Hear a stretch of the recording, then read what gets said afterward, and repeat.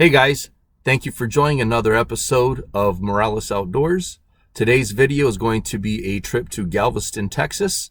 We're going to go there and scout it out so that we can take a fishing trip, learn a little bit about the area. So stay tuned for that. At the end of this video, there's going to be an announcement of the upcoming videos, so stay tuned for that as well. I hope you guys enjoy.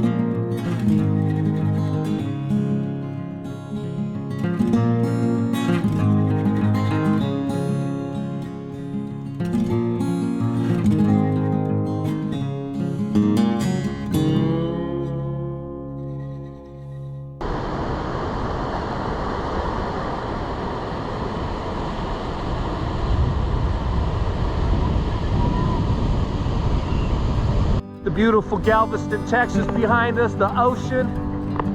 It looks nice. I can't wait to enjoy it tomorrow, but right now we're gonna head out and we're gonna map this place out, find out where we're gonna sleep tonight, what we're gonna do for food, and all this, you know, we're gonna get some drinks, have some fun, man. So stay tuned. Let's see what else we get to enjoy. Foot, it's got a leg, but no foot.